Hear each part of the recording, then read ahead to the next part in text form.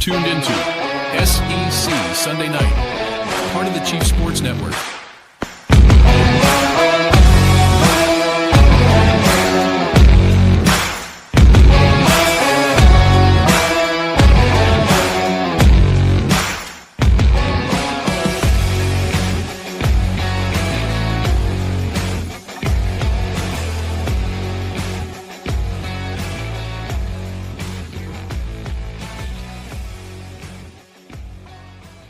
All right, hit the lights. It's Sunday night. Welcome to SEC Sunday Night Live on the Chief Sports Network, proudly presented by Hewitt Damaduros Law. That's HDLawSC.com. We are a family here on SEC Sunday Night, and we believe in putting our arms around you, pulling you into a conversation, and bringing a serious conversation for all of our serious sports fans out there. But sometimes it just lays back and gets a little casual, and we appreciate that. And so do Brad and Dean at Hewitt Damaduros. It's not all business. They want to get to know your story, but they will get down to business and will win you tens of millions of dollars if you continue to have claims.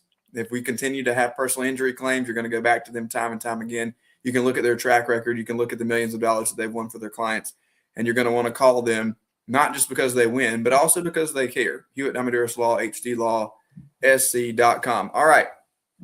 Welcome in, boys. It's Sunday night, and we are here, and we are ready. The NFL is raging on the past couple of days, and we're gearing up for college football national championship. We also have basketball rolling at this point.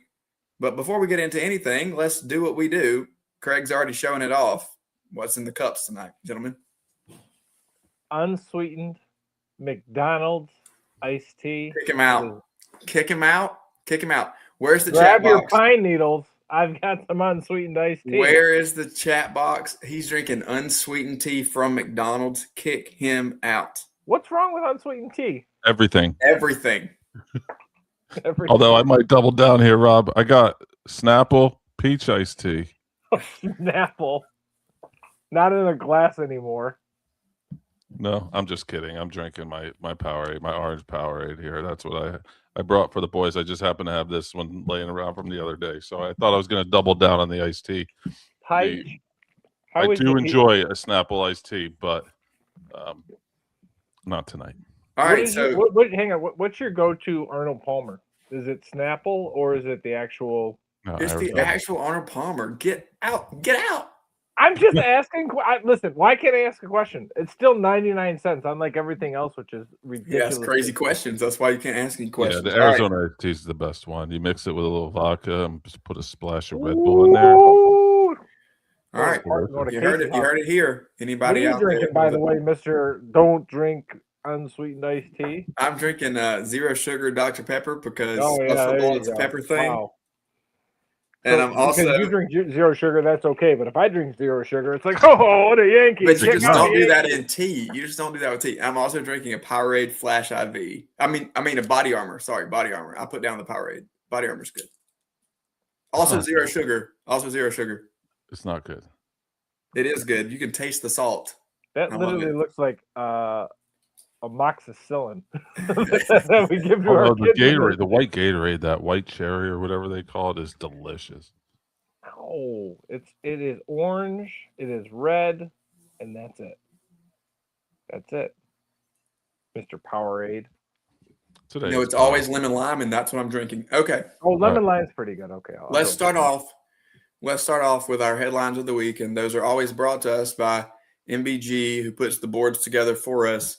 Casey, bust out your readers. It's time to dive into a few boards here. All right, here we go. From our friends at On3, MBG says, oh, crap, Kentucky won. And who is this? Anon? Oh, my God. 17596768907. I guess. For a good time call. I guess 906 was taken. Would I be a bad fan if I said winning this game is bad for the future health of the program? I guess Kentucky came all the way back and beat Tennessee yesterday. And so I guess he's asking, is it bad? It was a couple of days ago, but yes, it was a crazy. Well, no, that was yesterday. You're right. Yeah, it was. I'm thinking LSU. Correct you on your show. I'm thinking LSU, which was a couple days ago. Also a Kentucky comeback. Continue. That's it. What do you think? Is it bad for Kentucky to keep winning? Is it Uh, because they want Mark Pope gone? We're going to talk about this as we get into the rest of the show, and we have a little basketball segment keyed up after this. Is it too early to be calling for Mark Pope? It's not that bad. yeah, but Mark Pope got himself into some trouble at the start of the season, and I feel like are they just looking for an excuse? Okay, let's tie things together here, because here's what we know about sports fans and the fanatic version that live in the SEC, right? Right. What just happened during football season with this university They fired their head coach. was not good. Was not good. And what if you had to pick one school in the SEC that is known for basketball success? Who is it? Georgia. Kentucky. It's Kentucky. Oh, So And they travel. Here's what they want to know.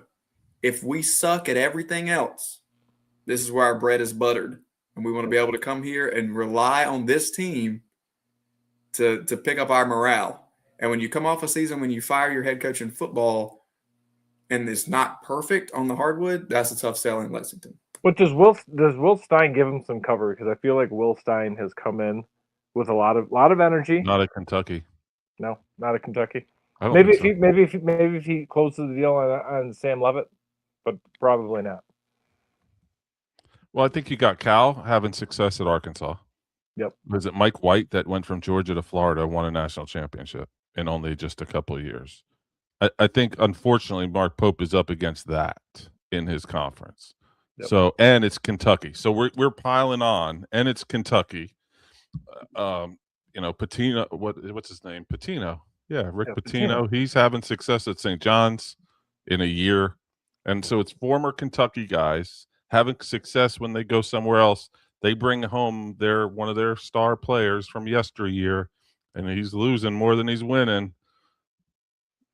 Yeah, I mean, I think again, it's the dumbest question that I ask every single time. That who do they want? But you look at Ryan Odom's doing well at Virginia, so like there's a bunch of sample size, I guess, of guys that are coming in and turning it around year one or year two. Got nothing.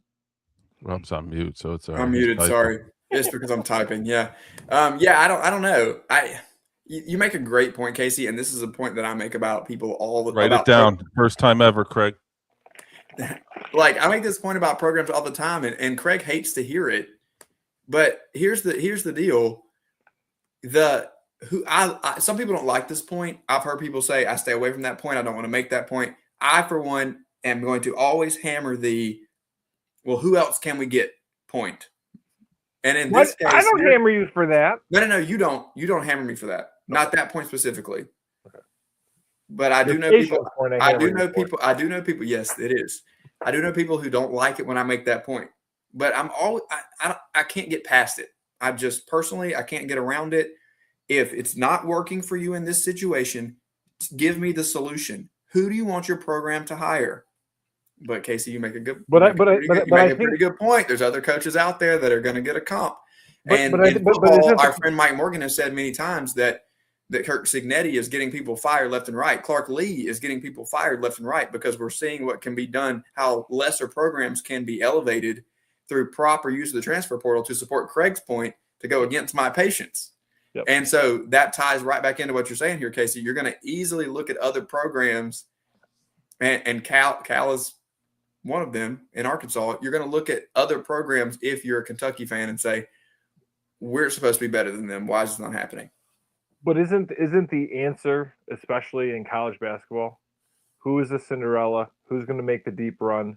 Because almost always we see that we see that instance where the little Cinderella kind of comes through. They win a couple of games. Maybe they get to an Elite Eight. Maybe they get to a Final Four, and then they go up to a Kentucky job. It happened with Florida. It happened with Arizona State in women's basketball, where they're picking up, these cream of the crop. Somebody doing something a little bit different. Yep. Maybe Kentucky. What happened with Michigan too, and look at the type of year that they're having. Okay. Yeah, you make a good point, and that's kind of what happened with Mark Pope, and he already had a Kentucky tie. It's just if things aren't perfect in Lexington, they're always going to have something to say. All right, on to the next one. All right, MBG says Tennessee is the only school in the country charging a talent fee while not acquiring any talent. I love this one, by the way. This is our friend from the VolQuest on 3 board, the General's Quarters. This is the Vol Realist. He says, excuse me, our AD and anybody involved in this blank show of a transfer portal haul can kick rocks. Only school in the country charging a, quote, talent fee, yet not acquiring any top talent. F. Danny White. What do you think? For those of you who don't know what he's talking about, Tennessee charges a talent fee on their tickets. It's something that was instituted recently in past years to help them with the revenue sharing budget and NIL. Okay. So this fan is upset because they're paying a talent fee for no talent. It seems that if you're charging a talent fee, that you might have a little more in the coffers to get in some top tier talent. I don't know. But this is what we talk about all the time, I think, and just in terms of the passion of the college football fan or the passion of fans in general in the SEC is that, and the reason that we do these boards is obviously to highlight that, and it pushes it to the extreme. People have expectations that are unrealistic. Craig, I can see you chomping at the bit. Your thoughts on Rocky Top? Okay, but if you're a Vols fan, you made the playoff 2 years ago now and got your ass handed to you by Ohio State. And then this year, you got Joey Aguilar, who showed flashes of doing some things, but then you end up 8-5 by losing to Illinois in the Music City Bowl. So, yeah, I'm right there with our guy, the Vol Realist. I'd be pissed. You had Sam Levitt there for not one, but 2 days. Did we just did we just agree with a board? I did. I'm agreeing with the board. I think this is a very logical, level-headed response. Write that one down too, Casey, because I don't know if we've ever had a logical, level-headed message board post that we were talking about on here. Well, maybe to Craig. But so we're gonna talk about Tennessee a little bit later. But they were 8-5 this year, and nothing. And they looked like I'm sorry, dog poo poo most of the season. They had no defense. The defense wasn't good, but they're pretty good against your dogs. Were they for like 3 quarters, and then they disappeared? Yeah. So great, they were almost good enough. But if I'm a Vols fan, it's like you're kind of spinning your wheels a little bit. You've seen Oklahoma now pass you by. Heupel has been good, but not great, and it's just like, where are you going? And then what quarterback are they going to go with? They're going to go with the 2 young kids? I mean, I guess, but like, as a Vols fan, you're wanting more. Hell, Ole Miss was 11-1 this year. You need to see more. So I'm okay with this guy being a little angry and upset because I'm a little fired up. I think somebody predicted that Ole Miss was going to be 11-1. More on that later on in the show. All right, last board. We only have 3 this week. Let's go to Norman. All right, from MBG says this Oklahoma fan thinks Indiana is stealing opposing teams' plays from the Clouds goggle. This is our friend OU Fly Guy, and this was in response to another Cherokee Okie. But he says this is what Indiana is doing as they steal all the other teams' plays from the Clouds goggle. Indiana football cheating. You see what I did there with shortening the football because there's only one L? I should probably read the first part too. Read the first part because that sense is so it makes sense. All right, so Cherokee Okie said, so if you look at play calling as the ability to draw on past experiences in similar game situations using your currently available players and player types to dictate the next play, why not feed all that data into databases and then just ask ChatGPT what play to call? You could even feed all the defensive tendencies data for the opposing teams along with the defensive players' past performances using number recognition software to know what players are on the field. Bob's your uncle. Don't know what that means. So then our friends OU Fly Guy said, this is what Indiana is doing as they steal all the other teams' plays from the Clouds goggle. Indiana football cheating. There you go. It's that simple because that made tons of sense to me. So it can't be that hard. I have no idea what he just read. So, okay, let me break it down for you. No clue what this guy's talking about. These are your huddle reports. Isn't this everything like what we're doing at the high school and the Is college this level. what he's talking about? He's trying to talk about huddle. What? To Can me, somebody to me, to explain me, the that, cloud to me, goggle to to me, me? that Is this a Google Cloud? Is that what he's trying to say? the clouds. No, it's the clouds goggle. That's a different goggle. version. It must be the upgraded version of huddle. But like this is what you're doing in huddle. You're getting the defensive tendencies. You're getting the offensive tendencies. I don't mind the idea of throwing it into ChatGPT, but and like getting what do the analytics say. But I still don't know what the hell clouds goggle is and what this guy's saying. But What happened to good old days of just trading VHS tapes? or like stealing signs, like just using your cell. Oh wait, sorry, that was Michigan. My bad. All right. But can we get talk off of Indiana's case? I'm not even pulling for. We're going to get to this later too. You're not even pulling for Indiana. I'm not. Grab your cappuccino. I'm not pulling for them, but I don't think they're cheating. They're just good. No, they are good. They are good. Can I be honest? Okay, they're just good. The other one that I'm really tired of hearing. Oh my God! Did you hear how old Indiana is? Yeah. Okay. Great. They're old. They're old dudes. How about they're just really well coached? Yeah, they're disciplined and they execute. That pretty much sums it up. Signetti flowers right now. They're not good. No.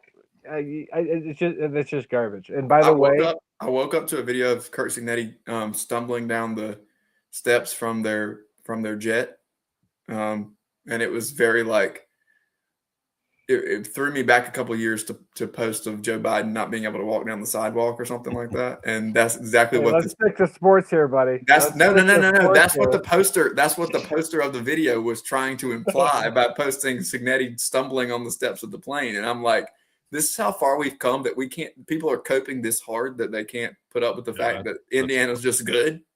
That Indiana's going to smash the hell out of Miami tomorrow. Okay, Craig, that's the final segment. All right.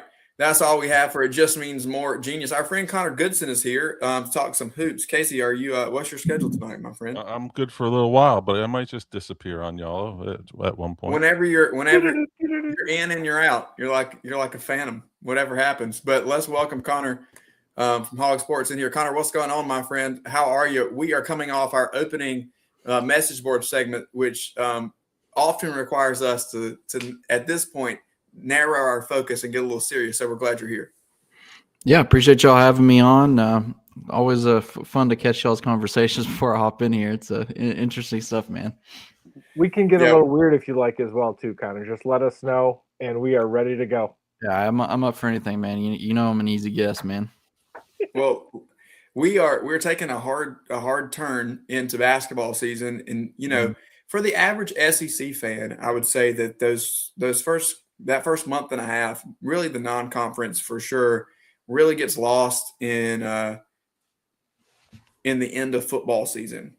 Oh, yeah. However, some schools are ready to turn the page. Not the best year for Arkansas on the gridiron, obviously. You get some positive momentum with coaching hires in a lot of schools across the SEC where that's able to lighten the mood just a little bit. But in Arkansas specifically, you have a coach in John Calipari who has had a lot of success. And I would say this is the most talented team that he's had since he's been at Arkansas. And the run that they made last year in the NCAA tournament was something that really piqued my interest going into this season, because I was telling Craig earlier, Connor, I don't know that it really matters exactly where they finish in terms of the seeding, because we're going to get to this, but the SEC is so kind of jumbled up. I'm going to trust a team that now has some experience, that has some veteran leadership, and a coach like John Calipari when they get to the tournament in March to be somebody that I'm looking at to make a run, whether they elevate through the end of this season and they end up as a 3 or a 4 seed, or they stay inconsistent and they end up being like a 9 or a 10 seed, whatever the case may be. I've got my eye on them. I would not want to be a 1 seed who catches them coming out of that 8-9 game. That's for sure. Yeah. No, I definitely think that this team is built like those typical John Calipari teams that have gone on deep runs and had success in March. You've got the fabulous freshman duo of Malik Thomas and Darius Acuff, who are really kind of the offensive engine. But some of the key cogs from last year's deep tournament run Trevin Brazil, DJ Wagner, Carter Knox, Billy Richmond. Also, he's like the Energizer Bunny for this team. Probably one of the most fun players to watch, just individually, just how he comes in and completely changes the complexion of the game with his injury or with his energy. You've got those key cogs back with those freshman guys that can kind of, on nights when they're struggling, on paper, it's good to have that experience. You also have veterans like Malik Ewan and Nick Pringle. So this team is built to go on runs, to go on a deep run, and they're built for success. They're still just not there. And you've got to be able to carry some of that energy and success onto the road. And what we've seen these first 2 weekends is, you go to Auburn, you have that short turnaround from Oxford to Auburn. You narrowly hang on and beat Ole Miss, and then you get really humbled by Auburn. And then Arkansas this past weekend, they get a blowout win over South Carolina midweek. They go to Athens, and they really got it put on them early on, and then they fought back, tied the game late, but they used all their energy to come back after digging such a big hole. So the talent's there. The raw, this offense is one of the best Arkansas fans have seen in honestly since the 90s, really, just from a statistical standpoint. But the talent's there, the offense is there. You got to shore up some things defensively, but that blueprint, it looks really nice. And like you said, Rob, this team, it's going to catch some people's eyes. When they beat Texas Tech, when they almost beat Duke, they beat Louisville at home. That was kind of turning some heads early in the national scene. And so I think that now they've kind of hit a lull. They're trying to rediscover themselves through conference play and pick up some of these bigger wins on their resume. They're still just not quite to the level I think that they need to be to go on a run, but you can kind of see them progress a little bit further each time out. Yeah, I mean, the recipe is there, and you mentioned the Duke game and all they lost that game. It is something that really stuck in my mind. Their ability to play so closely with the Blue Devils. Here, the recipe is exactly what you said. A couple of freshman phenoms, and then you need some veteran presence. And DJ Wagner, to me, really is one of those guys that really holds that all together. Somebody who's been with Cal for a while, somebody who sees it, somebody who understands. You talked about Brazil, you talked about Carter Knox, guys who have just kind of been around and were there for last year's run, I think bring a lot to the table when it comes to this year. What have you seen in terms of the rest of the SEC as you've kind of seen Arkansas move up and down with these teams? Is there one group of talent on another team that sticks out to you? Because as it stands to me right now, we can look at the standings, but you've got teams like Vanderbilt and Georgia kind of hanging around towards the top. It doesn't make a lot of traditional, historical, logical sense. And it's a little bit jumbled up in there, and we don't have anybody emerging as a front runner just yet. What do you think? Yeah. The Vanderbilt's success, I think, this year has really stood out to me. Obviously, Mark Byington, really big fan of what he's been able to do in his career, and obviously what he's been able to do in his short time in Vanderbilt. They actually come into Fayetteville Tuesday night for a big game against Arkansas, but they're a team that's really stood out to me that I think that a lot of people had them on fraud watch earlier in the season, but I think that they've proven that they can really hang with some of these elite teams. Florida, as bad as Boogie Flan and Xavier Lee had looked earlier in the season, they're starting to come along. And as they come along, that you can kind of see the vision with this Florida ball club. And I think that people kind of had them written off after they went, I think they started 5-4 on the year. But now you look at them, I think they're atop the SEC standings, and with that championship pedigree, their front court is exactly what you would want in an experienced championship type front court. So they're a team that I think that has kind of flown under the radar because of their bad start earlier in the season, but they're right there picking up where they left off in conference play last year. So they're a scary team. Nate Oates is always going to have Alabama really, really good. He's got that kind of thing rolling. They're battling some injuries with certain guys, but they're really kind of, I think, a team that scares me if I'm an Arkansas fan, and some of these other teams, that they're a team that I think could get hot and really, really do some damage. I think you saw that last night too with Georgia. They have really picked up. I think this year they've been kind of like slowly progressing, and this year it seems like when they're shooting the hell out of the ball, like they're going to be tough to beat. And to me, if they can stay hot, that's a team that can Yeah. maybe make a run in the NCAA in the SEC tournament, also the NCAA tournament.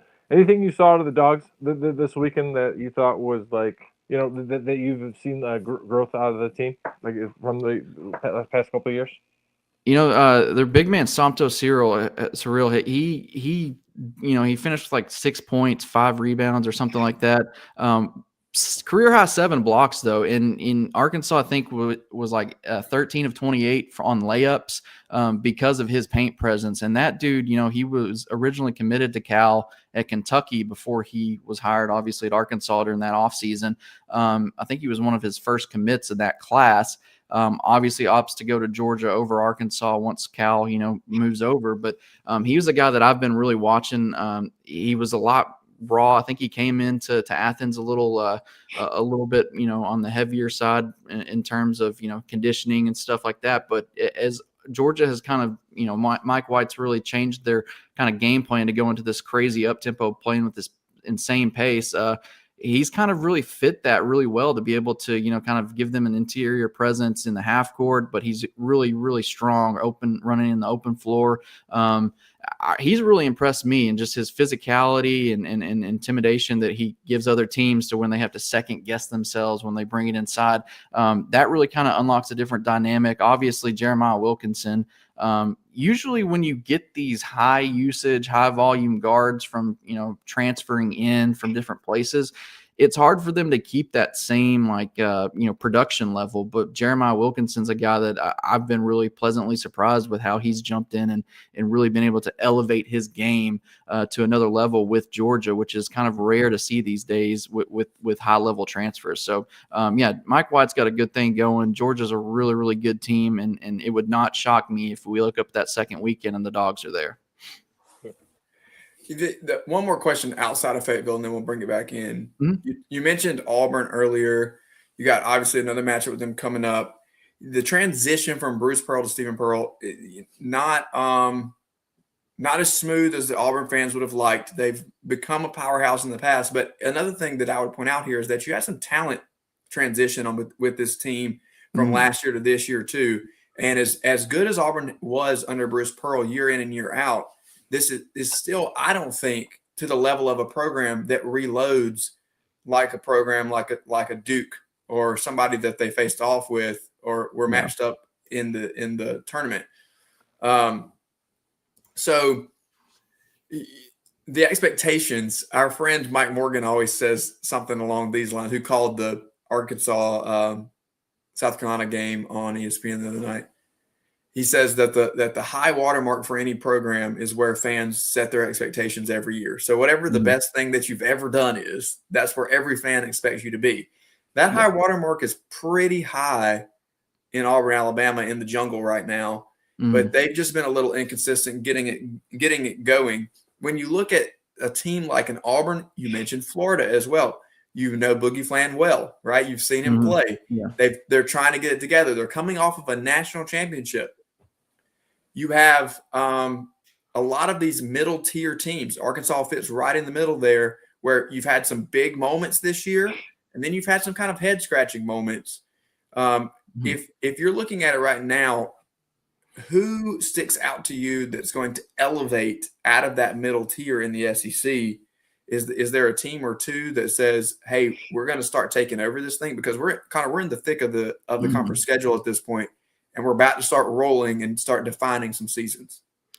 Well, I'll be honest. I had Kentucky kind of dead in the water a couple weeks ago, man, and they're a team now that is kind of in that middle tier. They look to, they have their flaws, obviously, but they're a team that I think you can't discount what they've been able to do the past 2 games, which is, I mean, obviously they're playing with fire, being down 16 every game and coming back, but just the ability to come back and dig themselves out of those holes and be able to have the resilience to actually finish those comebacks off, I think is really impressive to me. And I think that, the momentum that builds game to game can't be discounted. And so they're a team that I think could really kind of elevate themselves into this mix. Auburn's another one you talked about a little bit there. The change from going to Bruce Pearl to Stephen Pearl, well, on paper, some people might scoff at it and say, well, he's been around the program. It can't be that. It's a lot different. It's different when there's a voice leading these guys, a different voice leading these guys. Obviously, he's probably going to have the same characteristics as his dad did, but it's completely different. The way he approaches individuals on the team is probably different. And so naturally, you need to adjust those expectations. But what I saw from Auburn, obviously, is when they're desperate and when they kind of play with that edge and that back against the wall mentality, they can compete with anyone in the country. It's just being able to harness that on nights when maybe the motivation and the rivalry, the intensity of the game's not quite there.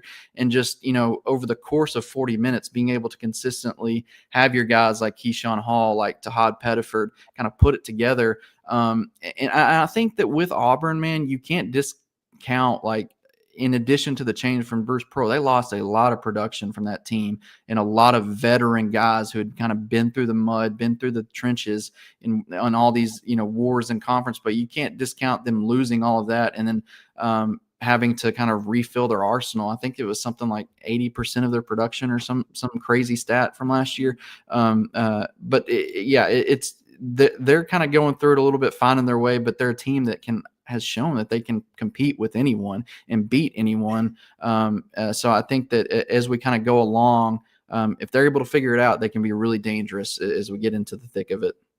Yeah.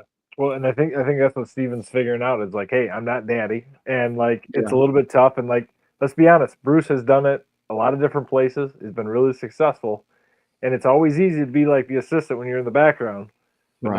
now when you're the guy, it makes it a little more difficult. So. Well, what was funny is, so last year at the SEC tournament, in Nashville, I was actually sitting behind they have the first row, then the second row, which is like the first row is like TV scores table or whatever. Arkansas is playing Ole Miss in that second round game. Winner went on to play Auburn. So Auburn's coaching staff came over and was like scouting, and I was watching Stephen Pearl kind of clip up some clips of both teams' offenses and kind of label them and do that. And whenever the other assistants came over to him, he was like, it was almost like directing minions. Like he was just kind of directing them. He's like, all right, so we need this, this, this, and this, kind of giving them the rundown. A little bit later, Bruce came in and Stephen kind of gave him the update of where they were. So even then, even before like I even thought that Bruce would, step down, it was kind of in the back of my head. I was like, maybe one day he's going to get his shot maybe a little bit sooner than we expect. And so that just little anecdote has always stuck with me, that he was kind of directing traffic and getting people kind of where they needed to go. And the dad came in and was like, yeah. So, but he just needs to find himself, find his own style and his own brand. I think that there's no question he could probably get that thing rolling just as Bruce had it. No doubt about it. Connor, two more things and we'll get you out of here. One last on the basketball front. Obviously, you mentioned kind of the upcoming schedule when it comes to Arkansas. You got a Vanderbilt team coming in that has, like you said, I think escaped the fraud zone, but is coming off a couple of losses. Yeah. What does it mean for Arkansas to get this one? As you mentioned, Arkansas has just been really up and down. They looked absolutely explosive against South Carolina in the midweek. Yeah. Can they recapture some of that offensive firepower against a Vanderbilt team that has been pretty salty all throughout the year? Yeah, I think that's going to be the key going in. Can they get that offense to play? And their offense has been really, really good in Bud Walton Arena. It's just been able, whenever they've had to travel away, getting that offense to travel with them or that defense and that effort to travel with them has been an issue. I think that it's a very important game for Arkansas. This next stretch of games, you have a lot of opportunities. You're going to be a favorite in the majority of like the next 7. I said coming into this, if Arkansas really wants to kind of maximize their seed potential for the NCAA tournament, they need to win one of these two, Georgia or Vanderbilt. They need to beat one of those, and then they need to kind of go on a run of like 6 or 7 straight here of this next stretch. And I think that sets them up to, if you split some of these other more toss-up games like Florida, Texas A&M, Alabama, if you split some of those games and you have that stretch of like 6 or 7 wins against quality teams, and you can maximize that seed potential where you're not stuck in that 8-9, 7-10, 6-11 range where you're playing really solid, stout mid majors or a Power 5 that's capable of beating you. And then, oh, by the way, you might have to go on and play a 1 or a 2 seed. You kind of escape that to where you can get into that 4 or 5 range where there's a little bit more leeway and you get a little bit better matchups. But yeah, so they have to beat Vanderbilt. They have to, one, there needs to be a really, really good environment in Bud Walton, which I think that the arena has done a pretty good job of getting people in there and filling it up and making it a really tough place to play. But you need that. You need the guys to come out focused, ready to kind of lick their wounds and get that bitter taste out of their mouth and kind of make a statement. And I think if Arkansas can really kind of get back to their roots, get back to what they've had success with defensively, and then also getting up and down and having really success and transition on offense. I think that you could see Arkansas really, really picking up a big win because they really need it. Like I said, they need it before this next stretch. Yeah, that's a great point. And I think that like we both said, this is a team that's built to make a run. And and Craig and I said this before we got on the air. It's all going to be about those matchups in the tournament. And so seeding is going to be really, really important. You're not going to want to seed them on the other side of it. Even if they get a 1 or a 2 seed in the second round, let's say they get in that 8-9 slot and then have to play the 1, you're not going to want to see them as a 1 seed. But if Arkansas can avoid that matchup early, like obviously that's what you want to do, right? Okay, let's flip it back because there's no offseason in college football. Yeah. Anything in terms of let's do a little temperature check on Silverfield and the fan base. How are things progressing as we are in the full swing of the quote unquote SEC offseason now that no SEC teams are playing in the the national championship game? You didn't have to bring that up. Well, we do have a game left tomorrow night. It just doesn't happen to include anybody from the greatest conference. No one even knows there's a game tomorrow night. No one's been talking about that. But have you seen continued positive momentum with Ryan Silverfield, or do you feel like it's kind of all heads have turned to the hardwood? I think for the most part you've seen people come around to the hire. That initial wave was because fans that really didn't expect Silverfield to be the guy. They'd kind of, obviously Goalish or someone else was really who everyone expected. So that initial shock and some outrage from some fan bases, I think, has really subsided. They had a lot of movement, but his opening press conference, they got commitments from 2 really important guys in Quincy Rhodes on the defensive line, and then KJ Jackson, the quarterback, young quarterback who was with Arkansas last year. Getting those guys on board won some fans over.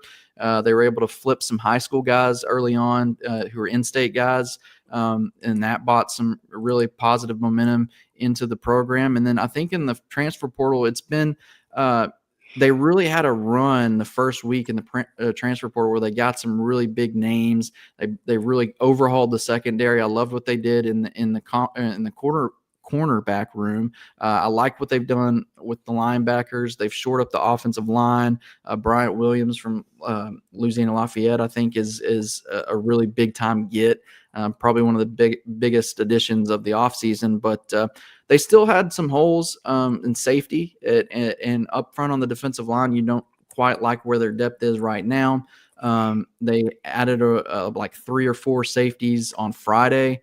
And I think that fans are just cautiously optimistic. Some of them are more just, I need to see proof that this is actually going to work on the field before I can really, make a determination one way or the other. So I think that they've done what they needed to do in the transfer portal, maybe a couple of mistakes and turning down some guys at safety, some guys on the defensive line.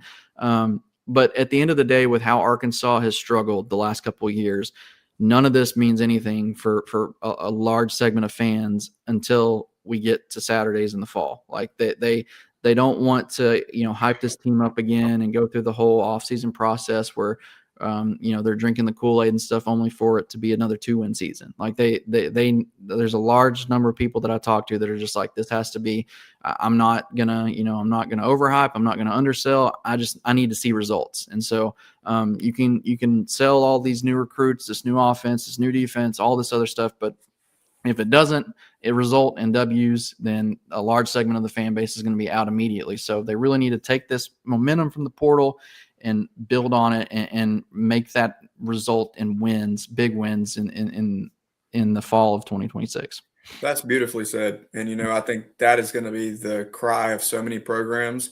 Oh yeah. And the crazy thing is, as soon as this game is played tomorrow night and we wrap up portal stuff truly on Tuesday with the 48-hour business day window that we have to get everybody in, and the way spring ball has kind of evaporated, we're about to have a long and quiet off season to spin those exact thoughts over and over and over. Connor Goodson of Hog Sports. Connor, thank you so much for joining us tonight to talk about a little Razorback basketball, and of course we slid some football in there too. Appreciate you as always, my friend. Appreciate y'all having me on. Always good to talk to y'all. Yeah, appreciate it. Great. We'll see you again soon. Thank y'all. All right, we are up against a break here on SEC Sunday Night. We will be right back in just a moment to talk about the transfer portal and a little bit of how Craig and I were right, wrong. We'll see. At TriFit Physical Therapy and Performance, we believe true health and peak performance start with personalized care. Whether you're an athlete recovering from injury or just chasing your next personal best, we're here to guide your journey. With expert coaching, hands-on therapy, and transparent cash-based pricing, you get the care you need without the insurance red tape. One client drove 100 miles just to see us and said it was worth every mile. Contact us at trifitperformance.com or 803-353-5619. TriFit Physical Therapy and Performance, where recovery meets results. When playing sports, you want a coach that will fight for you. At Hewitt Diamaduros Law Firm, we've got your back. Whether it's personal injury, insurance disputes, negligence, or wrongful death, our team delivers exceptional legal services that makes meaningful difference in the lives of the individuals and families we work for.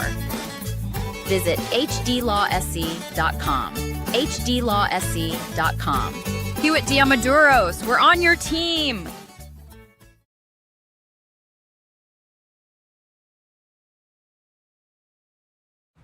This is SEC Sunday Night, part of the Chief Sports Network.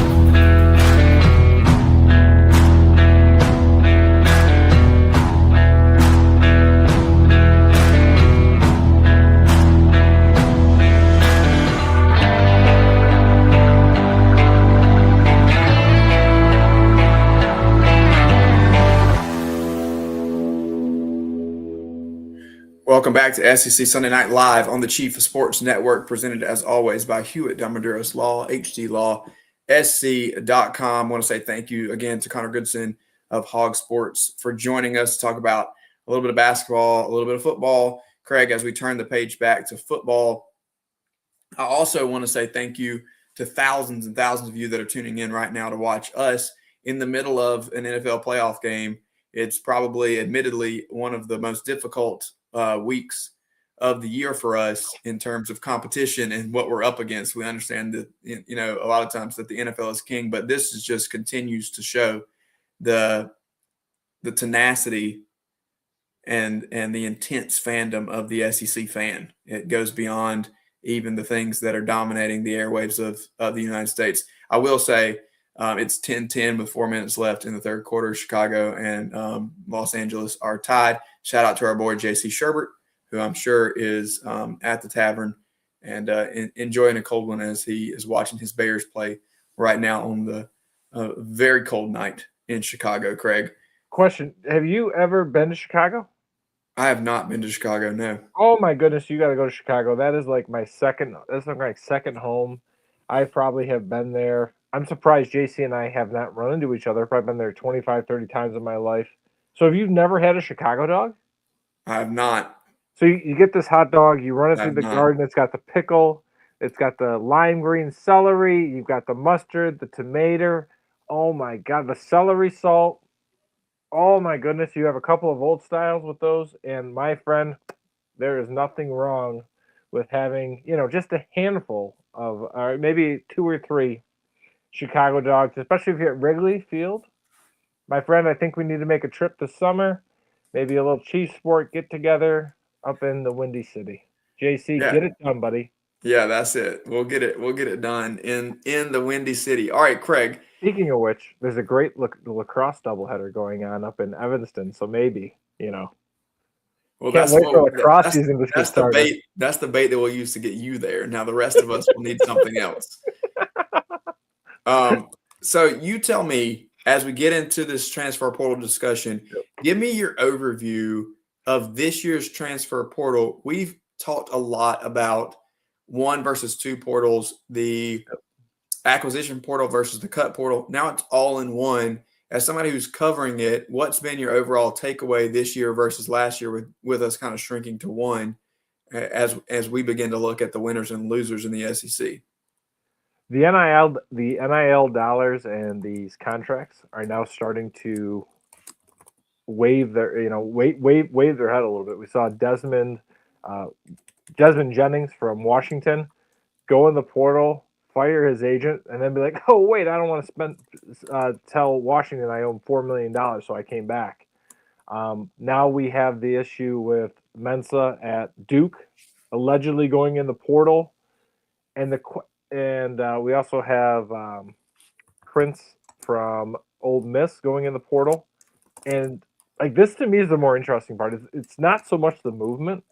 It's going to be, okay, how are these NIL dollars going to be affected? Because the contracts are saying that the schools own the name, image, and likeness. There's no problem with you going to another school, but we own your name, image, and likeness. You are not going to be profiting off of that. So it's going to be interesting to see kind of how that goes and what happens. It has been chaotic.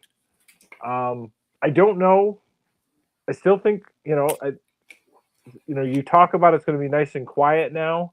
Now that with the portal's over, the national championship will be over tomorrow night. I think come May, we're going to have a second, or I'm going to call it the silent portal, where we're going to have people opting out, leaving, kind of like the kid did from BYU that went down to Tulane.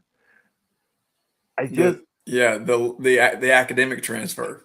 I'm going to unenroll and I'm going to go enroll somewhere else. Yes, I'm going to go enroll somewhere else. So, like, I want to see what the, I know we're going to talk winners and losers.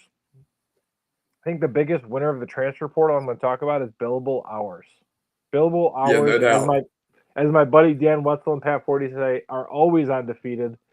Lawsuits over, can I transfer? Am I going to have to pay somebody? Can I leave in the spring? And now, they're talking about Ross Dellinger had a story this morning where, some college presidents are saying, get rid of the College Sports Commission, no cap, just, make it a free-for-all. And, long live billable hours because it's going to work. All right. So as we look at, you're absolutely right. And it all comes back to the argument about anything that we talk about, whether it's basketball and the NCAA tournament, the college football playoff, the transfer portal, NIL, TV deals, revenue sharing, roster acquisition, roster retention, the rise and fall of some programs and others. It all comes back to the almighty dollar, Craig. It all comes, as much as we don't want to admit that, we don't want to say that, we want to hang our hats on the tradition and the fun and the passion of college football. There's a lot of this that's just simply money driven, and that doesn't do a whole lot for us in terms of the experience. Mm-hmm. But it does continue to drive interest and viewership. Okay, when we look at the portal winners and losers first and foremost, mm-hmm. I'm gonna leave this programming up to you here for just a minute. We're gonna do a little either or. What was choose your own adventure? That's what we're gonna do here. Those are great. My daughter has a choose your own adventure now. We're gonna do a little choose your own adventure. About good choices. Do you want to discuss our successes and failures as predictors of the college football season first to tee up the transfer portal discussion, or do you want to talk about the portal and then reflect back on the season that was by breaking down our numbers? Let's do option one. Option one. Option one comes with visuals. Oh no, you've fallen into a volcano. You have died. Go back to page 35. Option one comes with visuals. So here are Craig and I. Let me just say, if you have not voted on the poll that I tweeted from the SEC Sunday night. Oh, I haven't even mentioned this. What a terrible host. I'm just doing a great job tonight. Fire this guy. We have a brand new channel. It's at SEC Sunday Show. One of you bozos got us banned on the other one. And so we love all of you who are here listening to us, especially those of you who interact with us. Look at that. Look at that. I didn't even see this earlier, but Courtney is listening and she's in the chat box. Hello, Courtney. Oh, no, I'm so Courtney. sorry that I missed out on that earlier. But she had a lot to say about Rocky Top during those boards. But for those of you who are engaged with us, we love you. We love you. We love you. That one person that got our account shut down, you can just kick rocks and run away, as their poster said Courtney, I hope earlier. your dog's doing well. Okay, but we do have a new channel Yep. at SEC Sunday Show. If you have not followed it, make sure that you get over there and follow it right now. I put a poll up. I asked the question, who do you think predicted games more accurately this season? In the spring, every year, Craig and I predict games. Nearly 200 games predicted. Both of our percentages were in the 60s, Craig. Nice. You were nice is a word you're going to need in just a minute. You were at that's a good one. You were at 66%. Nice. I was at 69%. Yep. So just slightly edging you. It was a couple of games off. We were within a handful of games of each other, which I think is pretty impressive and interesting. And here we have, to help us break down the tiers of teams, what we predicted as the final record. And we're going to start here at the top. What we predicted as the final record, you can see here on screen. We both had Ole Miss at 11-1, which was correct. Yep. We both missed on Georgia slightly. I was closer. You were closer. And we both had Texas A&M at 8-4. Obviously, we missed on that one. We got Alabama at 9-3. And then Oklahoma, we were way off. This is a big I was wrong, freezing cold take right here. We were not believers in John Mateer. We were not believers in Brent Venables, and they proved to be much better than we expected and made it to the college football playoff. This is tier number one, the teams that were in the college football playoff. Craig, go ahead. What do you think? So, okay, I obviously feel good about Ole Miss. Obviously feel good about Georgia. I'm sorry. I don't feel bad about Texas A&M. I feel if they played anybody with a pulse, they probably were closer to 8-4 than they were 11-1 or whatever they did. Because we saw as soon as they played anybody with a pulse, they got their butts kicked. Yeah, except for Notre Dame. Do we consider Notre Dame a pulse? That's my question. Okay, that's a difficult question to answer. That was a week 2 Notre Dame. Yeah. Okay, so they play. Let's say they play week 9. They play week 10. They play in the first round. I think Notre Dame takes care of business because remember Notre Dame had a true sophomore, TJ Cart. Shout out to the Saline Hornets coach, defensive coordinator Corbin Brown, one of my good buddies.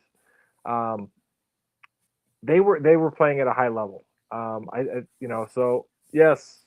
I just call that as a scam. I just call it as a scam. Oklahoma again. Great defense, crazy gunslinger, quarterback on offense. Both I was so caught off guard. I was so caught off guard at the end of the year when we had Travis Davidson on, and even he pointed to the fact that Oklahoma could potentially look for someone other than John Mateer. You were caught off guard because you thought he was a one-year rental. Yeah. Just somewhere that got stuck in your brain. For me, I just didn't think that would necessarily be an argument considering he won the mid-year Heisman. But he won the first month Heisman. I don't know if he won the mid-year Heisman. Well, that's true. He was in surgery by mid-year. Yeah, he was in surgery by then. But is that the difference between just making the college football playoff and making a deeper run for them? I think maybe it is. Offensive line play is honestly still the biggest issue in Norman for me because they could not establish a run game. He was their primary runner all year long, and he had to run for his life a lot of times, which was part of the reason why he ran for so many yards was because it was scramble plays. So Yep. if we look at Oklahoma, it's easy to point at Mateer, and we've heard that argument, and maybe that's the case. Maybe they're going to go get another guy. But continuing to strengthen along the line of scrimmage there on offense, I think improves everything for them. When it comes – yes. When you're done. So I'm done. Go ahead. First I have a number for you. Yes. 28. Oklahoma has 28 guys in the portal that are leaving. We're keeping the coordinators. That's going to be new for Brent Venables. He's not cleaning house. It's been something that he's been really good at. But the constant revolving door of athletes, that is a big number. You've got teams like Auburn, Arkansas, LSU, Florida, all had coaches changes, moving between 32 and 36. You've got Venables going into year 5, still going 28. That's a lot. That's a lot there. 2. You both have Marcel Reed and you've got John Mateer coming back to A&M and Oklahoma respectively. These are the 5 teams that made the college football playoff, Robin. Before you transition, I'm going to ask you, which of these 5 teams makes it back in 2026? Georgia. Anybody else? Is the easiest one off the rip for me. I'm tempted to say Alabama. Because until Courtney. No, but until I'm proven wrong, I think we have to give them the benefit of the doubt. They won a tough game in Norman. Mm-hmm. They're still a perennial power, although they're not the same type of perennial power they were with Nick Saban. It's not built the same way. Right. They still have top tier talent, and they still have a coach who's won an insane amount of games and knows what it is to win football games and took his team just 2 years ago from Washington to the national championship game. So I don't think that as much as people want to crap on Kalen DeBoer, that's really the appropriate response. I think it's just juxtapositioned against Nick Saban. It reflects badly on him, but that was going to happen to anybody that stepped into that slot. So I would say Georgia and Alabama, shocker, right? Like those are the teams that we're always going to expect. And here we have a playoff that is on the brink of getting expanded more. And so it's only going to become, I think, more of a lock to see those types of teams get there. Because even if they have a down year, their down year is still going to fall on the edge of the playoff. You know what I mean? Yep. The one that's the most intriguing to me, I don't think Texas A&M and Oklahoma are in the playoff next year. I'll just go ahead and say it. The one that's intriguing to me is Ole Miss. Yep. I would add them. Because we're going to talk about the portal again in just a moment, but they're doing really well in the transfer portal. The quarterback position is concerning for me because we still don't have all of the answers that we need there. And if it ends up being Deuce Knight, you're just dismissing Walker Howard. I am. If it ends up being Deuce Knight, my question will be about experience, not about ability. The thing that made Trinidad Chambliss special this year was not just his ability to be accurate with the football. It was his moxie and his calmness in the moment, because although he had not been there on that level, he'd played in plenty of football games and he played in a one-year starter at Fair State. High stakes. Yeah, exactly. But he's been around for a long time. He's out of eligibility. He's played 5 years. Yep. And he won the national championship at Fair State. So he's been in that type of environment. Yes, it's elevated on this level, and it's elevated in the SEC. Certainly, it's elevated in this college football playoff.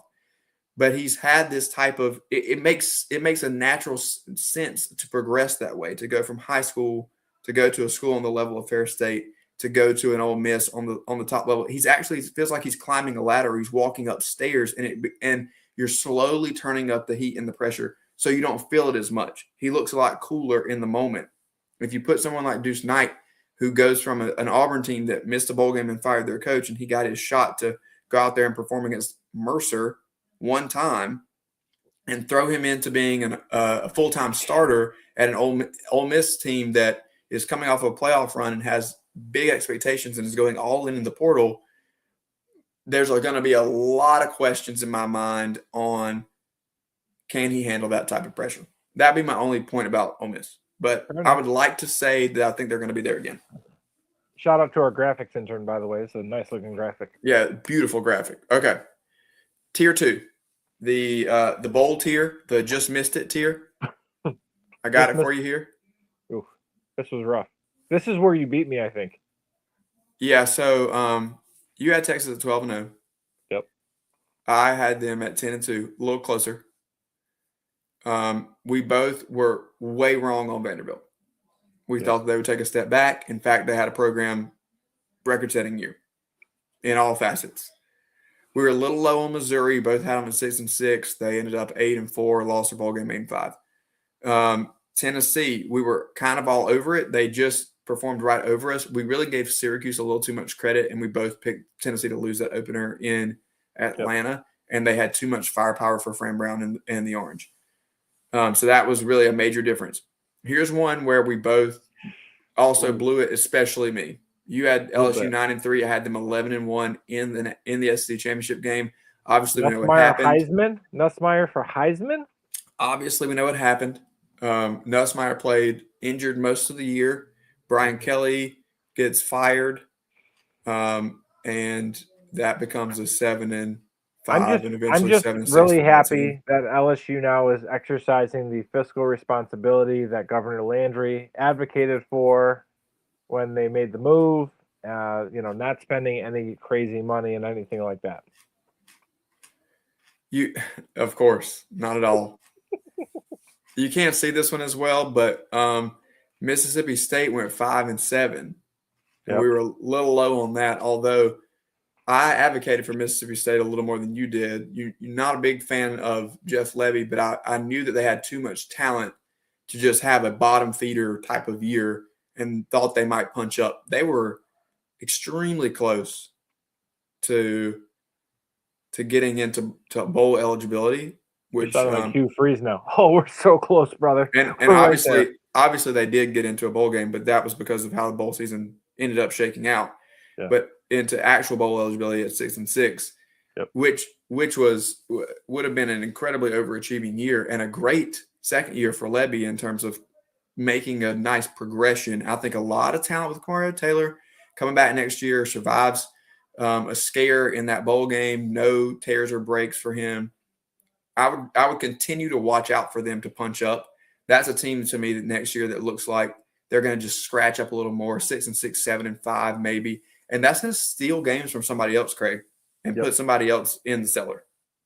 37 players in the transfer portal for Mississippi State. Like again, that's a common theme. Again, he changed defensive coordinators. I know our guy Ryan's going to be excited about that. By the way, shout out to our guy Ryan on Twitter. Probably has some of the best tailgates down in Stark Vegas. I like the move to bring Arnett back. It's kind of a weird thing, but I think that it strengthens the defense. But to your point, that turnover is 37 is a lot. So where does Vanderbilt go? So this is my question with Vanderbilt. Was it Clark Lee? Or was it Diego Pavia? I guess what I'm gonna lump in with Diego Pavia is I'm lumping in Jerry Kill and Tim Beck, who have totally transformed Vanderbilt's offense. And that's where, yes, they have Jared Curtis, who was a 5-star phenom, number 1 ranked quarterback in the class, late flip from the Dogs, went to Vanderbilt, got the money he wanted and playing time. But I'm gonna wonder, are they 500 next year, or what does that slide look like? Because I do not see this going continually up for our buddy Clark Lee. Well, they're not going to be golden next year, that's for sure. Ooh, I think that they do take a little bit of a slide. 500 is exactly where my head goes. I don't want to be this guy with the major hot take this early. Oh, do it. Bring it. I'm not sold on Jared Curtis. That's why Kirby Smart said, bye, I Felicia. don't know.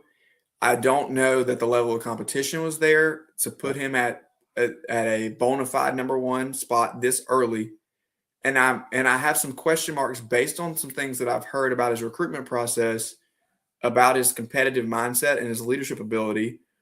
And if he gets thrust into a starting role as a true freshman with those types of question marks, I think it's going to be a little bit of a tough learning curve for a Vanderbilt team that I think overall probably still maintains more talent than what we're used to seeing on a Vanderbilt roster. So is there a potential that they punch up a couple of times? Yes. Are they going to have to play a little bit of a different style of football? Absolutely. Diego Pavia was the heart and soul and willed them to multiple victories. Yep. And we can say all the negative things that we want to say about Diego Pavia. There's plenty of things to pick apart in terms of his personality and antics and off the field stuff. But that's kind of what you get, I think, is if you're going to have this level of attitude and moxie that says you cannot beat me, even though logically that doesn't make sense, you can't turn that type of thing on and off, and it spills into every area of your life. Right. Now that he's gone, there's a huge leadership hole. There's a huge trust hole. There's a huge where do we turn? You can't replace that guy. Nope. It's going to take multiple people. And so, yeah, Craig, I do think that probably somewhere around 500 is about right. So you're saying LSU and Texas probably jump up into the playoff next year, I would assume. Yeah, that would be a good thought pattern. I would agree. I really like where Texas is, and we're going to get to the portal in just a minute. I like Arch's progression. I like where they are. Obviously, I like Arch's receivers and running backs. Yeah, and I think putting more players around him with his continued progression. It's not that he was bad this year. Everybody overreacted. He was just taking the natural path of learning that he needed to take, and I think that we saw him kind of mature over the course of the year and figure out a little bit about who he is and play to his strengths. All right. We missed on Kentucky. We were a little low on Kentucky. You had them bottoming out. I had them at 4-8. They end up 5-7. Still fired their coach. Yep. Here's where we got bitten 2 years in a row, Craig. We both had Auburn at 9-3. For a second year in a row, despite our questions of Brother Hugh and the weeble wobble that was the Auburn program, we looked at the talent and said, man, like if they put it together, they'd be okay. They will be okay. And that is what is so mind-boggling about that team is that they had a lot of talent. They come out 5-7. They've lost some of that talent. They scored a whole lot of points when Brother Hugh took off. And now they've lost a lot of that talent, and they're in kind of a rebuild mode, and they're going to have to just button down the hatches for Alex Golesh. What does success look like for Alex Golesh in year one? Is it 6-3? Is 6-6? Yeah, 6-6. I think so. You're rewriting the whole thing, and this is where my patience argument is going to come right back into play. There's too many teams, Craig. Yep. There's too many teams for everybody to turn it around in 2 years. There's too many. It's not going to happen. You need someone to come down. You need Tennessee to fall down. You need Vanderbilt to come down so Auburn can go back up. It does not happen. You can't. Everybody can't be up. And so it doesn't matter if you flip the roster in 2 years. You also have to flip the culture, and you have to have some lucky breaks, and you can't have a ton of injuries, and you have to, there's just so many pieces that go into that. So, yeah, I think 6-6 would be a great year for Alex Golesh in year one. And to that point, Billy Napier is out of Gainesville. We shot a little high on that one too, surprisingly, because neither of us liked that program and thought that they were going to have any success this year. But another place that had tons of talent, and you just look at the roster and go, surely they're not going to do what we predicted them to do last year, and they ended up 4-8. You had them at 6-6. I had them at 7-5. So now what does John Summerall do in year one? We both missed terribly on South Carolina. And we couldn't spell South Carolina. And we were close. That's true. And we were close on Arkansas. I actually got that one right as my bottom feeder at 2-10. Yeah, that was pretty close. Summerall is the other big question mark here, and I'm sure you have a Beamer question, but we may or may not get to it as we are rapidly approaching another break. No, actually, so my biggest jump on this page right here, Will Stein at Kentucky. That's a great move. I think Stein's going to get them 7 or 8 wins year one. I think he's going to be the biggest mover out of the group. I think there's a lot of momentum there. I really like what he is doing. I think he's going to end up being one of the top hires of this cycle. I think he's at Kentucky maybe a year or two before he upgrades. Yeah, and I do agree that it's a stepping stone for Will Stein, and we'll see what he is able to do in terms of elevating that program. Some talent coming in, and we'll see if that offense can get it going. All right, let's hit our final break, and then we'll be back to give you portal winners and losers and pick the college football playoff. We'll be back in just a moment. When playing sports, you want a coach that will fight for you. At Hewitt Diamaduros Law Firm, we've got your back. Whether it's personal injury, insurance disputes, negligence, or wrongful death, our team delivers exceptional legal services that makes meaningful difference in the lives of the individuals and families we work for. Visit hdlawsc.com. hdlawsc.com. Hewitt Diamaduros, we're on your team. Oh man, the building is on fire. Emergencies and accidents happen. When you're in the middle of a fire or water event, all you want is for things to return to normal as soon as possible. Resto Pros of the Midlands is with you, guiding you through the process and working with you to get your home or office back in working order. They'll answer your questions, discuss procedures, and can act as your advocate when it comes to processing your insurance claim. Resto Pros Midlands SC.com. Open 24/7 when you need them. Quality that is guaranteed. At TriFit Physical Therapy and Performance, we believe true health and peak performance start with personalized care. Whether you're an athlete, recovering from injury, or just chasing your next personal best, we're here to guide your journey. With expert coaching, hands-on therapy, and transparent cash-based pricing, you get the care you need without the insurance red tape. One client drove 100 miles just to see us and said it was worth every mile. Contact us at trifitperformance.com or 803-353-5619. TriFit Physical Therapy and Performance, where recovery meets results. Yo, what's up? Baby, let's go.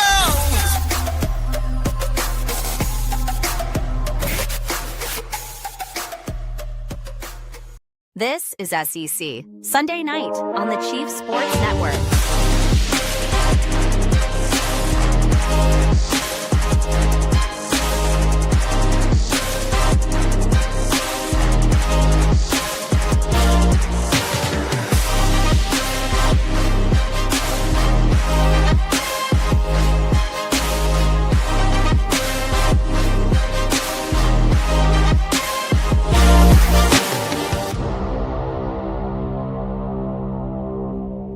All right, welcome back to our final segment here on SEC Sunday Night Live on the Chief Sports Network. I want to remind you to go out and follow it at SEC Sunday Show, our new account and channel there. We'll be broadcasting there beginning next week as well. Yep. All right. I've got a SEC update from the NFL for you, and this is also related to you, Mr. Patriots fan. Nick Foles, Super Bowl winning quarterback of the Philadelphia Eagles, if you remember correctly, Rob. Note for the Broncos and their fans. I know it has been an emotional 24 hours. I feel for Bo and the team, and I'm sending prayers for a strong recovery. A positive note going into the game versus the Patriots is that they struggle against backup quarterbacks in championship-style games. So obviously referencing Auburn's own Bo Nix, also played at Oregon, Denver Broncos, winning quarterback, broke his ankle. Rob, what do you say to Nick Foles? Should the Patriots be worried? That's funny because obviously Nick Foles beat the Patriots in the Super Bowl, for those of you who are college football junkies and don't watch the NFL. But no, it's an interesting matchup. You get rid of Bo Nix, who's just proven to be an absolute winner, former Auburn quarterback, and replace him with another former Auburn quarterback who also was a transfer in Jarrett Stidham, who has not thrown a meaningful pass since 2023. Also, Jarrett Stidham was drafted by the Patriots and was a student of Patriots offensive coordinator Josh McDaniels for years. He took him with him to the Raiders, and then Stidham has bounced around after McDaniels was fired and came back to New England. So I think that they will be prepared and ready for the skill set of Jarrett Stidham. The issue is much more on the end of the Broncos pass rush. Drake May was stripped like 45 times by Will Anderson, former Crimson Tide linebacker today, coming off the edge. And when you talk about Benito and some of those guys in Denver coming after Drake May, he's going to have to protect the football and not turn it over and give Jarrett Stidham in that offense easy opportunities in the AFC Championship game. But great references to some former SEC greats who will be playing in that game. A lot of SEC flavor in these NFL playoffs. That is for sure. All right, transfer portal, Craig. Yep. Who your big winners? Actually, yeah, let's start with winners. I want to start on a high note and end on those that suck. All right, so big winners. I already talked about billable hours. Second big winner, new vocabulary words. Shout out to Tony Siragusa and his cat Sadie. Short-term signee. Georgia picked up a new signee on Friday. Bryson Beaver from Oregon, not Oregon State. That would have been like natural, what it seemed like. But Bryson Beaver was a short-term signee with Oregon. What is a short-term signee? Is it? Well, first off, read last word. You can read my beautiful waxing poetic about Georgia and the SEC. But a short-term signee is when a young man signs in December to say, hey, I'm going to your school, only to enter the transfer portal in January and go to another school. A la Julian Sayin, who was at Alabama. Then when the GOAT retired, he went to Ohio State. So shout out to billable hours, new vocabulary words. And again, it wouldn't be the Michigan Yankees segment of the day if I didn't give a shout out for the winner, Liam Danitz. Rob's like, who the hell is Liam Danitz? Liam Danitz played at Hope College in beautiful Holland, Michigan, known for their Tulip Festival in May, and also Dutch Village. Great little spot to go and visit with the wife and kids. He's a D3 edge player. He's about 6'3", 230 pounds. Hit the transfer portal, and my boy has leveled up. He will be playing at Wisconsin, a D1 school, or so it's rumored, next fall. There you have it, Craig's winners of the transfer portal. Billable How hours. off the rails are those? You know what? That was beautiful because I was not thinking off the rails here, and you gave us the flavor that we needed to kind of end the show on a very, very SEC Sunday night. It just means more football and coffee, whatever, throw it back type of note. So for those of you who have been with us for years and you know our personalities, there you have it. If you're brand new tonight and you just tuned in, we are bringing casual sports conversations to the serious sports fan. We cover it. We know the ins and outs. We understand the intricacies, but we also understand that sometimes you're on a bar stool or in a diner and you just need to have a casual conversation about the game that is not digging into all the nuts and bolts. So we have segments where we dig in and we have segments where we fall off the rails. Yep. And so, Craig, thank you for taking us there with billable hours, short-term signee, and whoever the heck that D3. Liam Danitz. All right. Here I'm going to make it easy for you in my top three winners in the transfer portal. Okay. Mm-hmm.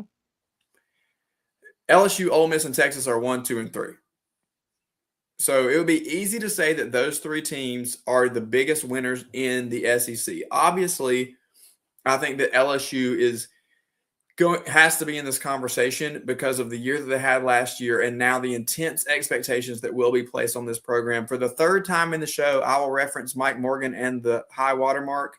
LSU is a national championship program. They went and got a coach who put together a national championship type of team in the Ole Miss Rebels this past year. Got them into a deep college football playoff run by putting that group together. you can't tell me that they would have lost the games that they won had he been the coach. I think we can only make an So argument. I actually had a long, it wasn't an argument, it was a discussion. We weren't talking politics, we were talking sports, so it was a discussion. A long discussion of whether or not Lane Kiffin wins that Georgia game or not. Does Lane have the ability?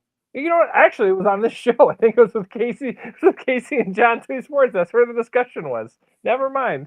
Shout out to our friends who are on this show. But I don't know if Lane wins that second game. Pete's a little bit different than Lane. Yeah. Pete has 2 college football playoff wins. Lane is still looking for number 1. So easy with the national championship talk. I think that he put together a national championship caliber roster. That's all I'm saying. Fair enough. That's fair. That is fair. And so the expectations, when we talk about a transfer portal, the expectations for LSU is going to be to go win a national championship next year, at least be in the semifinals. Yep. And to be number 1, 38 commitments. Obviously, when you have coaching turnover, you have a lot of departures. You've made reference to some of these coaches who are deep in their tenure and are still seeing major departures. But it is commonplace to have a lot of departures in a coaching turnover. So you would see that here. LSU 38 commitments, and they're averaging 88.09 rating per player. I hate transfer portal ratings on players. I'm not sure how we can be really accurate with those. But it's hard to judge roster. Like we used to talk about, like what were the 5 stars and everything like that, but it totally changed. Looking at LSU's schedule next year, home against Clemson, at Ole Miss September 19th, home against Texas A&M the following week, at Auburn, and then they're home against Alabama, and then home against Texas. Those are like 4 or 5 big games that I am circling. Yep. That are we sure Lane has progressed enough to where he can win those big ranked games? Because that was still a question up until even this year. I think Texas is going to be highly rated. Bama will be Bama, and Kiffin always has an issue with that. And I'm sure Vaught Hemingway will be like nuts because that game is going to be at 6:30. Yep, no doubt. And you mentioned Texas in there too. As much as I would love to include, and I'll just take a break here to highlight that former SEC star Luther Burden is the target of Caleb Williams' pass on 4th and goal with 3 minutes in the game. Bears down by 7, and the pass is batted away, incomplete. So the Bears turn it over on downs on the 3-yard line, down 7. It'll be up to the Rams to run out the clock now. If you're splitting time, there's your update. Okay, I got to highlight Texas here really quickly because I think the skill talent they've added. We mentioned Arch before. I think the skill talent they've added to Arch's skill set and his progression is going to be setting a high expectation once again in Austin next year. And then lastly, the other winner that I would say outside of LSU and Texas for me is Austin Simmons in Missouri. Because here's a kid that we had really high expectations for last year, and obviously somebody who is very intelligent, graduated college, was in a master's program at 19. Somebody who was a dual sport athlete, a baseball player, somebody that Lane Kiffin put a lot of trust in, put a lot of confidence in going into the season as the starter, whole off season, expected to take that Ole Miss team. Obviously, an injury held him back, and then Chambliss came in and Wally pipped him. But I think there's still a lot left in the tank for Austin Simmons. And as much as we have said this name on this show time and time again, Eli Drinkwitz is a really good offensive coach. He puts players in good positions. They're going to be able to run the ball. It's going to be balanced. And I honestly think this may be the most talent they've had at the quarterback position there in quite some time. Why did you leave Ole Miss though? What? That was the question for me of like, okay, sure, it didn't work out this year. You got Wally pipped. I have no intel. I have no intel to say this. Yeah. I would guess that he is a Charlie Weiss Jr. guy. and he did not get the invite to come over from Lane. And so he found his next best opportunity. Or it was a payday. Well, and that was the interesting thing, because when the whole Lane thing came down, you saw a couple of media outlets out there like Deuce Knight to Ole Miss was like the worst kept secret. Like there was a lot of interaction there. But like you wonder, like, is Missouri in a better spot? Yep. And again, this is not me trying to upset Maggie or trying to think about it, but it's like with where you're going, seems like there's more questions at Missouri than there would be Ole Miss. But again, I think we look at, I could definitely see that argument. I just think that the marriage of Drink and Simmons is a really good one. I think it benefits both of them. So, and here's the thing with the transfer portal: we always assume it's the player making the choice.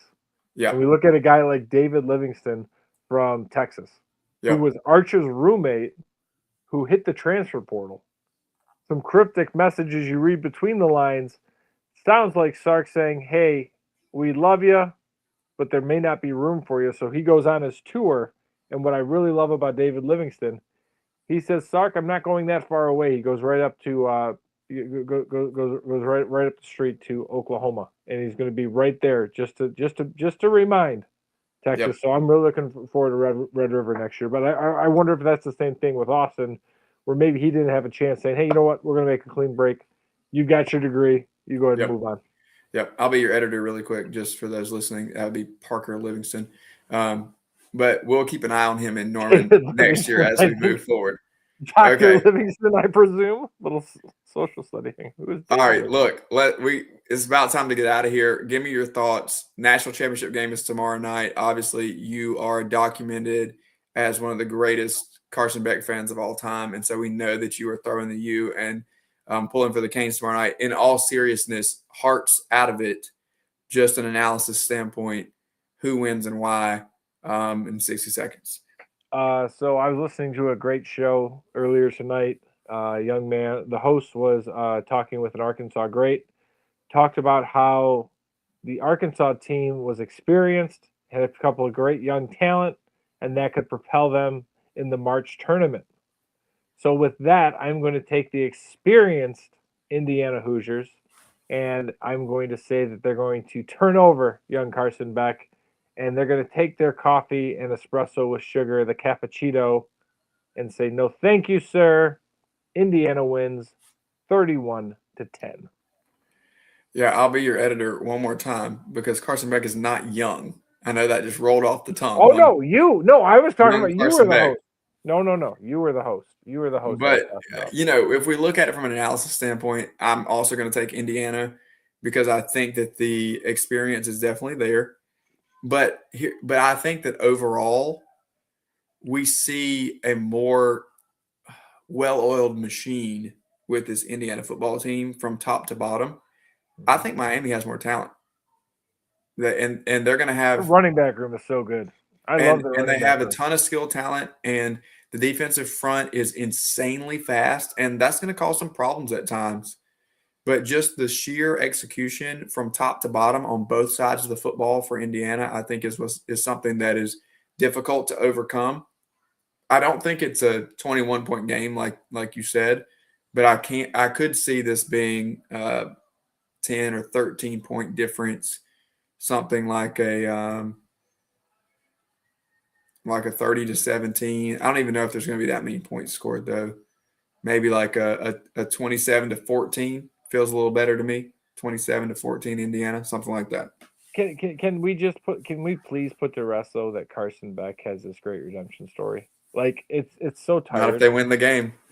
Yes, it's just I can't wait. I hope for your sake, he goes like 25 for 30 for 340, 27 yards for 341 and 4 touchdowns, and he also runs for 1, and they win 35-34. Over under number of Carson Beck interceptions. Give me 2. Go 1.5. I'll go under. Number. I'll go under. Because he won't throw a pass over 5 yards? No, I just think he only throws one. All Tunnel right. screen to Tony? This has been SEC Sunday Night Live on the Chief Sports Network. As always, thanks to our friend Casey Cregan. Again, shout out to Connor Goodson of Hog Sports for coming on tonight. We are presented by Hewitt Damaduros Law, hdlawsc.com. And if any of our drink people want to sponsor us as well, we're going to stop shouting you guys out if you don't throw us some money. All right. We'll take a McDonald's sponsor. Enjoy your week, ladies and gents. We'll see you on all the shows here on the Chief Sports Network throughout the week. Inside the Gamecocks, the morning show, the late night show, the JCM will be on with Mike Morgan and JC Sherbert on College Football Forever. We've got 4-Quarter Friday for our South Carolina high school sports fans coming up every Friday morning. And we'll be back with you next Sunday night to recap the week that was and look forward to what is officially the college football offseason next week and continue to squeak our shoes on the hardwood. We'll see you next time.